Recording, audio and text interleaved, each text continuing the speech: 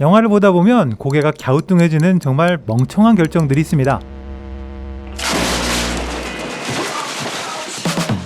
아무리 유명한 대작이라 해도 예외는 아니죠.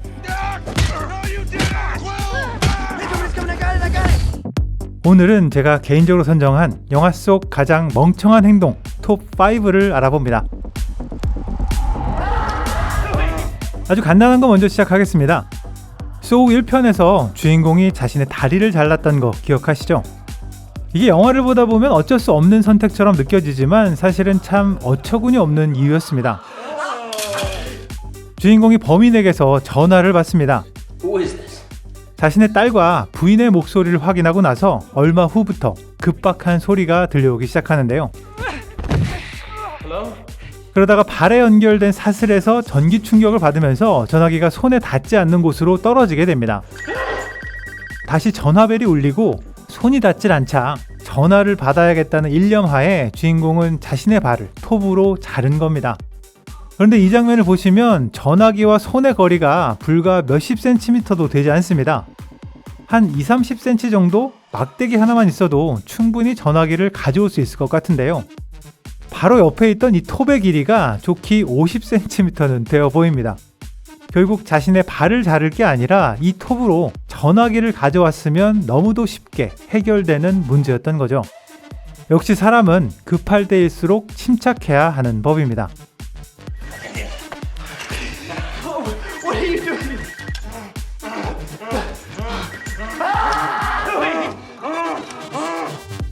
이건 개인적으로 영화를 보면서 정말 이해가 가지 않았던 부분입니다. 맨 오브 스틸의 이 장면인데요.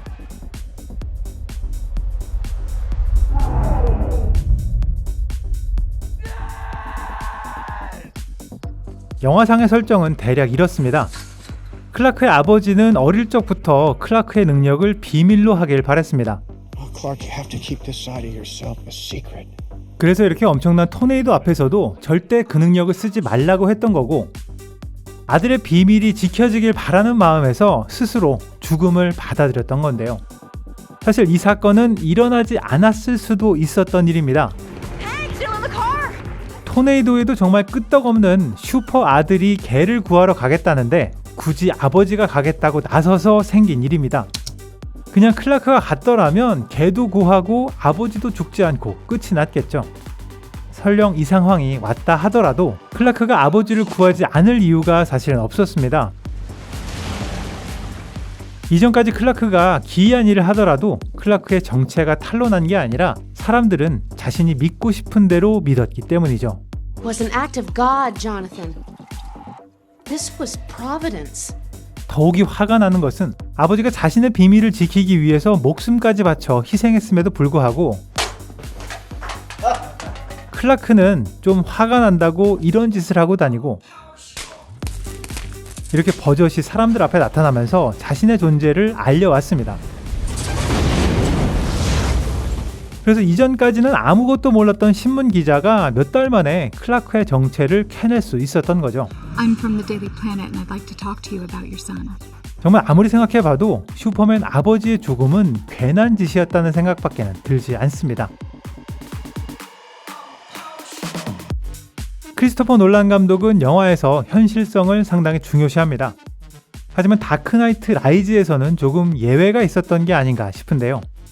일단 이 장면 보시면 셀 수도 없을 만큼 많은 경찰들이 그 당시에 지하로 수색작전에 투입되고 있습니다. 언론의 보도에 따르면 수천 명이 넘어간다고 하는데요. 이 작전은 병원에 있던 경찰청장이 그 다음에 모든 경찰 병력을 동원해서 배인을 찾으라는 명령 하나에서 시작되었습니다. No more patrols, no more hide and seek. Get every available cop down there and smoke him out. The mayor won't want panicking, so it's a training exercise.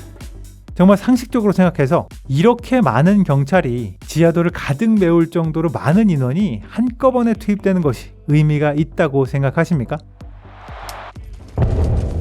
결국 베인이 입구를 봉쇄하면서 그 당시에 모든 경찰이 지하에 갇히게 되는데요. 경찰청이 이런 식으로 무식한 방법으로 수사를 하니까 그 당시에 범죄율이 떨어지지 않았던 겁니다. 또 한 가지 황당한 장면은 경찰과 탈옥수들이 맞짱 뜨는 마지막 시가전입니다. 분명 탈옥수들은 엄청난 무기를 탈취해서 탈옥했습니다. 보시는 것처럼 대부분이 총을 들고 있는데요.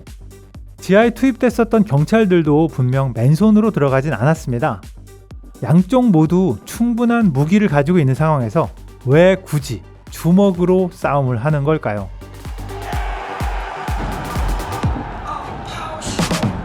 에일리언 시리즈는 그 핵심 자체가 인간의 실수에 대한 영화라 해도 과언이 아닙니다. 항상 똑같은 괴수에게 공격을 당하고 항상 똑같이 주인공을 제외한 모든 등장인물들이 죽어나가죠. 그 중에서도 프로메테우스는 멍청한 결정의 연속이라 할 수 있는데요.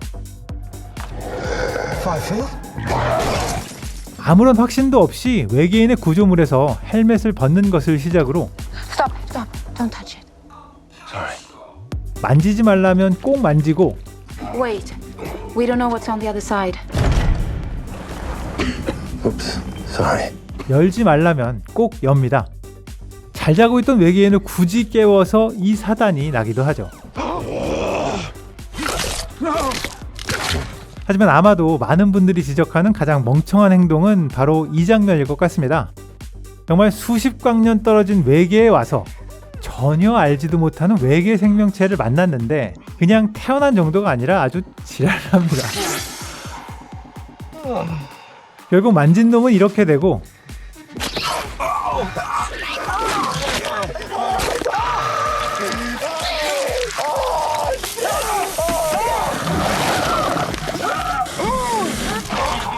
옆에 있던 놈도 이렇게 되죠. 여기에 정말 최강의 멍청함이 하나 더 등장합니다. 영화의 마지막에 엄청난 크기의 우주선이 추락하면서 원형으로 굴러오기 시작하는데요. 정말 딱 봐도 옆으로 뛰면 아무 문제가 없을 텐데 무슨 경주마도 아니고 무조건 앞으로만 달립니다. 어쩌다가 주인공은 옆구르기 한 번에 바로 벗어나는데요. 이 잘난 대장님께서는 결국 이렇게 되고 말죠.